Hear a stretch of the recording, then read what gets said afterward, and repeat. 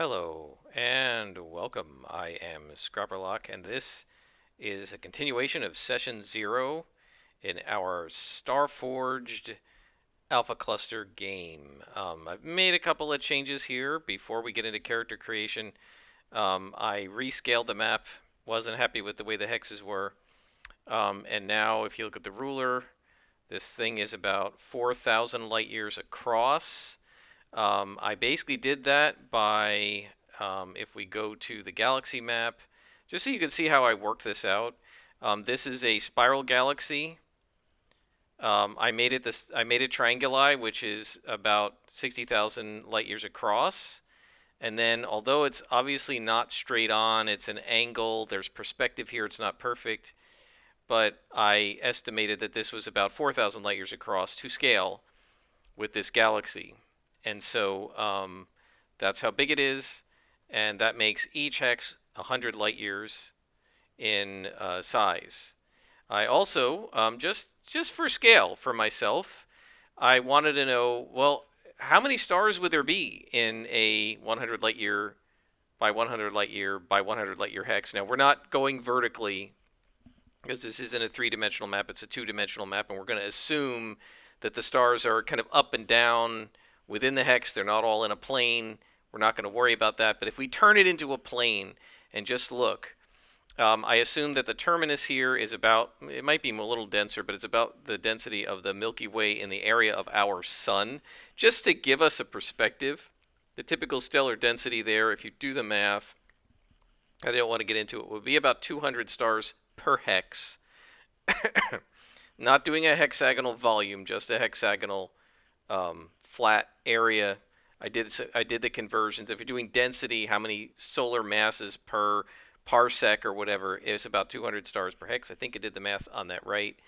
It's actually 225, I think, but I figure 200 is a nice round number. It's obviously more dense in the outlands. There are 1,000 stars per hex in the outlands. And then in the expanse, of course, the expanse includes areas as lightly dense as the terminus, as dense as the outlands. And then in the middle here, I decided that the expanse in the center 500 light years is 10,000 stars per hex. That's even less dense than the center of the Milky Way. But this is an NSC, a nuclear star cluster. Nuclear star clusters are like the center of our galaxy. That's what a nuclear star cluster is. So it should be dense like that. Obviously, there would be major issues with trying to fly a starship around the center, and I don't expect us to do that. I then located the alpha cluster as one hex here. I don't know, the alpha cluster might be more than a hex. It's going to be whatever we explore with this character, and then once the character's retired, if we've explored 3 or 4 or 5 of these hexes or whatever, that'll be the alpha cluster, and we'll start a beta cluster somewhere else. So that's kind of how I've envisioned the world. I've also got a map for the Starship. If we take a look, this is what they give you in the book of what a typical Ornithor class Starship should be like. We're going to randomly generate the name of the Starship as we go. All right, folks, so what we're going to do now is work on our character. And we are going to start by creating the character here, create actor, and we're going to create a character. That gives you an automatic character idea here, and we're not going to go with that. We're going to go with it. Krista, and this is a name that I just chose from the list that I liked. Krista Sutton, and her call sign is Jackpot.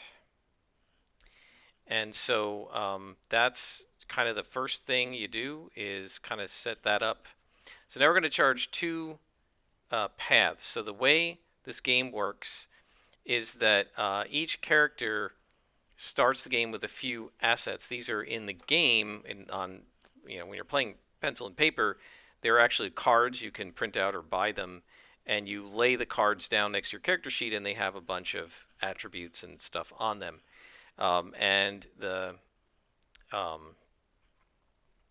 So we can look at the assets. Where are they? Here. So they can be companions, They can be deeds, which you can only earn later, modules for your starship, and paths. And so I've chosen a couple of these for our character. So the two paths I chose for her are first a lore hunter because I want her to be a relic hunter. So we're going to add a lore hunter to her. And if you look at the lore hunter card, um, all asset cards give you 3 potential abilities. Only one is checked and usable when you get it, and then you have to buy the other 2 with experience. So, um, as a lore hunter, the first one is when we swear an iron vow, either formidable or greater, to recover valuable knowledge or an extraordinary relic, re-roll any dice when we reach a milestone. In pursuit of this quest, we take +2, and when we fulfill our vow and score a hit, we mark 2 progress on our discovery. So we don't have to roll our background vow, but that's actually going to be our background vow when we get to that, which I will do when the time comes. So we are a lore hunter already, and it will also help her to be a scavenger. And scavengers, the first tick lets you gather information or resupply by scavenging a wreck, a ruin, or an abandoned site. You add +1 and take +1 momentum on a hit, and a strong hit with a match, you find something super valuable. Take +2 momentum and mark your discovery track. And then you can also secure advantage by cobbling stuff together from the ruins and check your gear, rolling whatever's highest, and she's going to have very high plus wits. That's going to be her best ability. I've already kind of decided that. She's going to be a smart character. So we have Lore Hunter, and we have Scavenger, and those are our first 2 paths. So we have a character who's basically a relic hunter, and that's kind of my idea for her.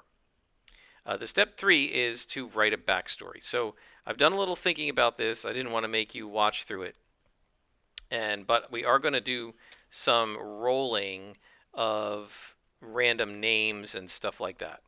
So the idea here is that this character was um, was at a settlement. She was sort of a teenager, and she encountered a guy who had his own ship, like this Ornithor class here. This was their ship.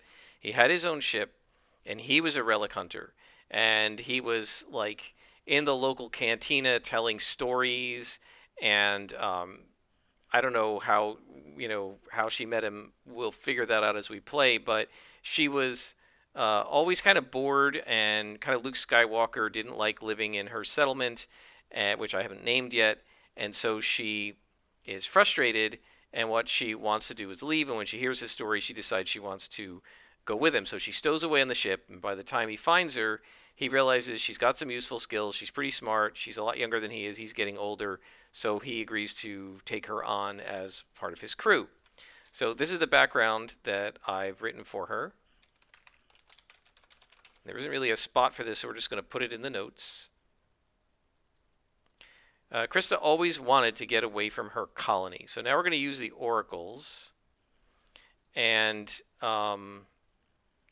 let's see, we need the names of settlements, right? So just give me a sec to find that oracle here, and I will bring you back once I find it. It was right in front of me. So we're going to roll the name oracle. And her settlement name was Meridian.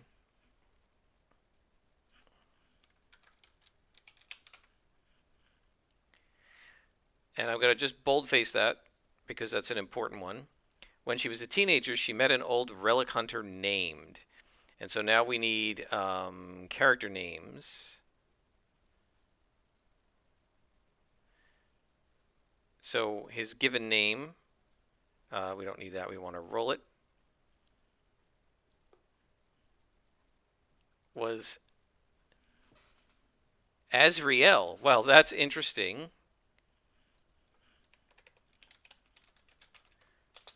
And his call sign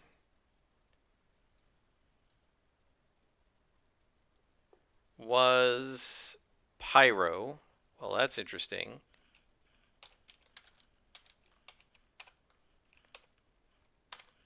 And we're going to again boldface this. Right, so the way I'm doing it is just boldface all the important stuff. Whose tales of exploration and adventure made her want to leave home.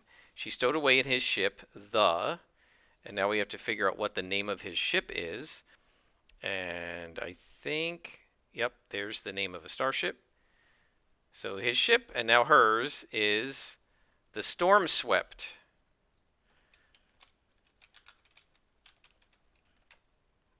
And we're going to italicize that because that's the name of a ship. And when he found her, he realized her talents as a scavenger and allowed her to join him. Eventually, Azrael, or we'll call him Pyro, was fatally injured during one of their explorations. Not sure how, and I'm going to just put how in there. As he lay dying, he bequeathed to Krista his most valuable possession, a shard of iron hull from the Exodus-era generation starship Ophion. This is a Titan, and I decided all the generation starships were named after the Titans. Even though these people didn't probably know anything about Greece, it's cool. He told her that the navigational chart inscribed on its surface, so this is the quest starter for having the iron be parts of ships. The navigational chart inscribed on its surface only reveals itself when exposed to the light of a specific star, but he is not sure which star it is.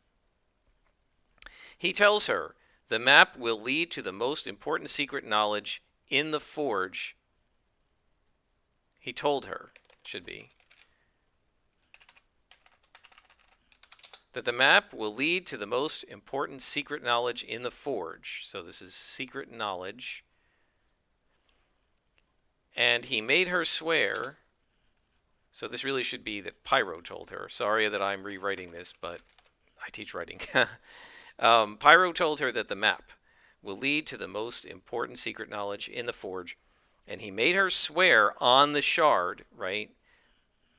Make her first iron vow to find out where it leads.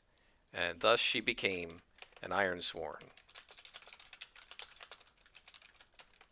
And then we're going to say that Pyro also warned her that, and I spelled this wrong, that others might seek this map and that she should keep it hidden. Although Krista was asked what the secret knowledge was, Pyro would not tell her. She must earn the knowledge for herself or she could risk breaking her own mind. Then he died before she could question him further. So the idea here is this is some sort of a Lovecraftian cosmic horror secret. And I really think that the ancients were either worshippers of things like Yog-Sothoth and Cthulhu and Azathoth, creatures like that, or maybe were them themselves. And knowledge of that stuff drives you insane. And so I think it's not that the knowledge itself drives you insane, but you have to earn the knowledge for yourself. If you don't earn it for yourself, then it can basically make you go insane. And so he doesn't want her to go insane. So he has asked her to find this for herself. So that's the idea of the background. So we're done with that step. And now we have to write our background vow. And somewhere or other, here we go. So this is our background vow. And the background vow is going to be to follow the star chart inscribed on the iron shard and uncover the secret lore at its destination. This is an epic vow. And I'm not sure. We can write it here. There we go. And so that is the background vow, and I'm going to say star chart, right? This way we know what that is, and that is an epic vow. And then when you click this arrow, it marks progress. I don't think there's going to be a clock on this because this is going to last for a while. And then we can activate this so that it shows up on our Legacies tab as our background vow because it's an important vow. And that's pretty cool. I like that. So those are our vows. And that is our background vow, guys. We finished that. The next step is to board our starship. So we're going to add the asset of the starship. And so we're going to go to the assets again, and we're going to add the command vehicle of the Starship. And so we're going to drop this in here, and we take a look. So now the name of this Starship was, what? The Storm Swept. So now we're going to put that name in here. So we have that all worked out. It has 5 health to start with, and we will close that. So that's our next asset, and she has like the SS Storm Swept. So now what we have to do is start thinking about what is true of this ship. So how did she acquire it?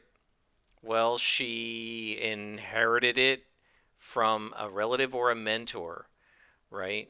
So, so we're just going to open the notes here for now. I think we'll be able to set up an actual starship, but we're not going to do that yet. So let me just put this in notes, and I will be right back. Okay. Sorry. Okay, so she inherited it from a mentor. And then the next question is, if we envision the starship, what does it look like? Roll once or twice to see. So let's get the oracles back. So let me, hang on here. Let me close the sheet and reopen it. And we get the oracles back, and we're going to look for, in starships, no, in character creation, starship quirks. So we're going to roll twice. And we get strange symbols are scrawled on the deck and the bulkheads of the main corridor, and placards and control labels are in an uncommon language. So she doesn't even understand some of the placards. And so that's pretty cool. So let me type that in, and then I will bring you back. All right, so I mean, it seems to me like this kind of works really well in the idea that Pyro, her mentor, somehow got hold of this piece of a starship of the Ophion with a map inscribed in it, and it gave him the idea to inscribe his own stuff. So he's inscribed like his own like notes and his own maps and his own hen scratch of all of his relic hunting all over the ship, on the walls and the along the floor of, mainly along the walls, the bulkheads of the main corridor, right? So in the middle of the ship, going down the middle of the ship, and then the placards and everything he did in an uncommon language. So this is all his sort of arcane scratch, scratch. And she knows a little of it, but she doesn't know all of it, and that's going to make it a little hard for her. Okay, so we've envisioned our starship and we've named it. Now we choose our final asset, which can be a module, a support vehicle for the ship, a companion, or a path. And what I've decided to do with that, if you go back to assets, is I've decided to give her a companion survey bot. I feel like that's the most logical for her. And so the survey bot is actually named Iris,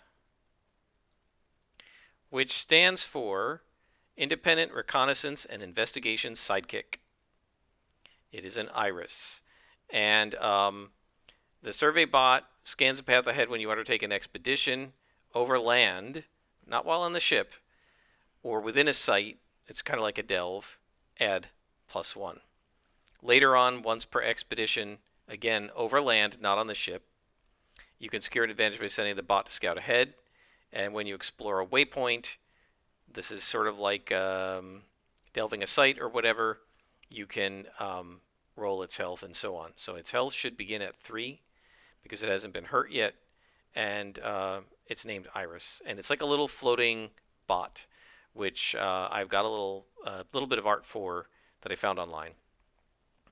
Speaking of art, I do have a picture for our character, so I'm going to go ahead and insert that.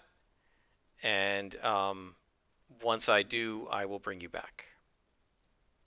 All right, so I've got her character art set up, and if you want to see a little bit better picture, so this is our character. She's got a pistol. This is kind of like a mini railgun, like a Gauss pistol.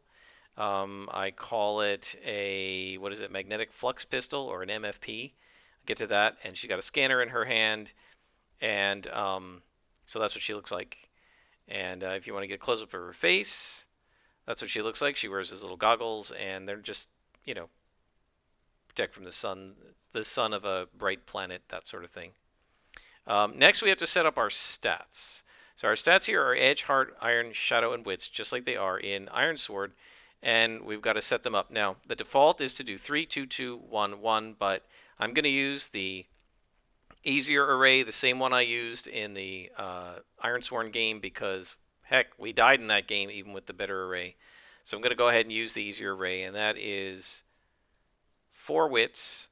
That's her best stat, and I'm going to give her 3 Edge and 3 Heart, because she's kind of brave to the point of like overly curious. So she's quite brave because she's curious. She's not very strong, and she's not sneaky. So that's what her characteristics will be like. So her characteristics are set, and then our condition meters are automatically set at 5, 5, and 5. Health is, you know, how healthy you are. It's like hit points, kind of. Spirit is how sort of how much your morale is. Momentum is always resets to 2 unless you have one of these negative effects, and then it can reset lower, and it's used to get rid of the rolls of dice that the challenge dice when you don't like the result if you have enough momentum. And so she's all set with that. And then envision the character. The look we already have, and then we have her character name. And then the last step is to gear up. So what I'm going to do is put her gear under notes, because there isn't really anywhere else to put it. I wish they had like a gear section in here, but they don't seem to. So what I'm going to do is I think the gear should go above the background, just because I'm going to probably have to reference that more often. And let's get rid of the heading 2. Just make it normal. And so the gear that you start with is a sealed environment suit,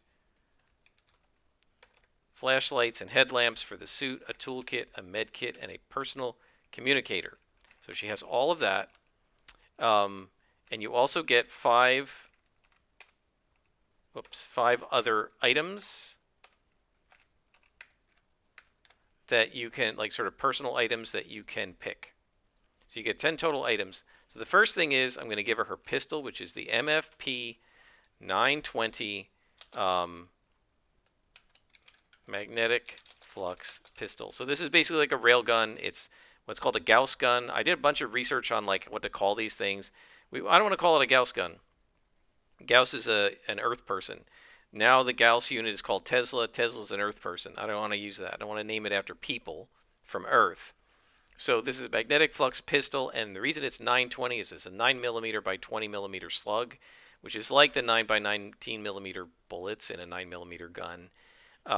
Just for basic scale, it's like a 9mm pistol. It's more powerful than that because it's firing the slugs faster. There's no gunpowder, right? It's just fires it. There's still a boom sound because it's moving supersonic. If she's in the atmosphere, obviously there's no sound in space. And it's got clips. And I'm not going to worry too much about ammo. That'll be with her supply. She has clips of ammo, right? So we'll have clips of MFP, so clips of 9 by 20mm slugs, right? And we're not going to worry about how many clips. And then she has, if you look on her sheet, on her picture, she's got a scanner. So she's got like an, I don't know, what would you call it? Almost like a tricorder? I don't want to call it a tricorder, though. That's Star Trek. So let's call it a multi-scanner. And then she gets a couple of other things. So let me think about what else I would want to give her, and then I will bring you back when I've figured that out. All right, so I took some inspiration from Star Frontiers, actually. She has a pocket tool, which is like a Swiss Army knife that has like a small blade, a screwdriver, a small adjustable wrench, pliers, a hole punch, a little tiny magnet, tiny flashlight, just a little one for like seeing in small places and stuff. So I think that's pretty cool. And then I figure she should have some climbing gear to climb in and out of vaults and wrecks and stuff. So that's a climbing pack I gave her that has just some rope and grappling hooks, pitons, and a hammer for hammering in the pitons. And so I think that's a pretty good start for her to have her gear. And she is geared up with some personal items. Um, so I think she's pretty well ready to go. Actually, I'm going to give her one more thing because I think it makes sense. Well, she does have a pen knife. Okay, I was going to say she should have a knife, but she's got a pen knife. She's not going to have any melee weapons. She relies on her MFP 920 magnetic flux pistol. Um, so I think that's pretty good. We've started her out. We are going to eventually create a connection for her, but you do that when you are building the sector, which we will do next time. So with that, guys, I think we are finished creating our character, and I hope you enjoyed this session.